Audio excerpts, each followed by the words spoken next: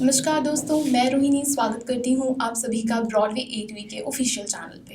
And आज मैं आप सभी के साथ डिस्कस करना चाहूँगी कि आप अपनी स्पोकन इंग्लिश की प्रिपरेशन कैसे कर सकते हैं। बहुत से स्टूडेंट्स हमारे पास विजिट करते हैं, उनकी क्वेरी रहती है कि वो स्पीकिंग इंग्लिश बोलना सीखना चाहते हैं। वो स्पीकिंग में बात नहीं कर पाते क्योंकि वो कॉन्फिडेंट नहीं है या वो फ्लुएंट नहीं है। तो कैसे आप अपनी स्पीकिंग की प्रैक्टिस कर सकते हैं? स्पोकन इंग्लिश को सीखने के लिए किन किन चीज़ों का होना ज़रूरी है। सबसे पहले मैं चाहूँगी कि आप हमारे चैनल को सब्सक्राइब करके रखें, जिससे कि आने वाली हर नई अपडेट्स को आप जल्द से जल्द ग्रैब कर सकें। अब शुरुआत करते हैं स्पोकन इंग्लिश के कुछ इंपॉर्टेंट फैक्ट्स को लेकर, जिसमें सबसे पहले आते हैं पार्ट ऑफ स्पीच। बहुत सारे स्टूडेंट्स, खास तौर पे ऐसे बच्चे जो टेंसेस को क्रैम कर लेते हैं, उन बच्चों की ये प्रॉब्लम रहती है कि वो लंबे समय तक टेंसेस को याद नहीं रख पाते और अल्टीमेटली वो सेंटेंस जब बनाने लगते हैं तो उसमें कहीं ना कहीं टेंसेस की गलतियां रहती हैं। सेंटेंस फॉर्मेशंस का जो स्ट्रक्चर है वो सही नहीं होता और सेम मिस्टेक वो परफॉर्म करते हैं स्पीकिंग के टाइम पे। इसीलिए ज़रूरी है कि टेंसेस को समझने से पहले पार्ट ऑफ स्पीच की इम्पोर्टेंस जानें, जिसमें से noun, pronoun, adverb, adjectives, prepositions, determiners and articles important part है। अगर आपने पार्ट ऑफ स्पीच के रूल्स को, उनके वर्ड्स को और उन्हें अप्लाई कहाँ और किस तरीके से करना है, अगर ये चीज़ें आपने समझ रखी हैं तो आसानी से आप अपने टेंसेस में इसको यूज़ कर सकते हैं। क्योंकि पार्ट ऑफ स्पीच का बहुत इंपॉर्टेंट रोल है किसी भी टेंस में, चाहे वो प्रेजेंट हो, फ्यूचर हो या फिर वो पास्ट टेंसेस ही क्यों ना हो। एक बार पार्ट ऑफ स्पीच अगर आपके कंप्लीट हो जाते हैं, उसके बाद आप अपने टेंसेस के रूल्स को, कंटिन्यूअस इनडेफिनिट टेंसेस को आसानी से समझ सकेंगे और बिना क्रैम किए आप अपने सेंटेंसेस को बना पाएंगे। पार्ट ऑफ स्पीच के बाद जैसे मैंने बताया कि टेंसेस के रूल्स को समझना ज़रूरी है। हिंदी में या किसी और लैंग्वेज में अगर आप उसको समझ लेते हैं कि वहाँ पर किस तरीके के सेंटेंसेस को बनाने के लिए कौन सा फॉर्म ऑफ टेंस यूज़ होगा, उसमें फॉर्म ऑफ वर्ब्स कहाँ से और कैसे आएंगी, तो आप अपने सेंटेंसेस को भी आसानी से फ्रेम कर पाएंगे। तो यहाँ पे फॉर्म ऑफ वर्ब्स को यूज़ करना बहुत ज़रूरी है।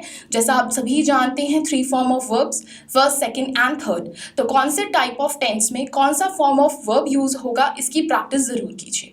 इसके बाद आते हैं नरेशन एंड वॉइसेस। ऐसे स्टूडेंट्स जो आइल्स की प्रैक्टिस कर रहे हैं, पीटी या प्रोफिशिएंसी टेस्ट देना चाहते हैं, इन बच्चों के लिए ज़रूरी है कि मिक्सचर ऑफ सेंटेंसेस को यूज़ करें, जैसे कि simple, compound and complex sentences. इन चीज़ों को यूज़ करने के लिए नरेशन एंड वॉइसेस का क्लियर कंसेप्ट पता होना ज़रूरी है। तो ये 3 चीज़ें आपको ग्रामर और स्पोकन इंग्लिश में सीखना बहुत ज़रूरी है। अगर मैं बात करूँ स्पीकिंग प्रैक्टिस की, तो स्पीकिंग प्रैक्टिस के लिए दोनों चीज़ें ज़रूरी हैं, आपकी इंग्लिश अंडरस्टैंडिंग एंड स्पीकिंग, कि आप अपनी इंफॉर्मेशन को कितनी एक्टिवली एंड कितनी कॉन्फिडेंटली कन्वे कर रहे हो।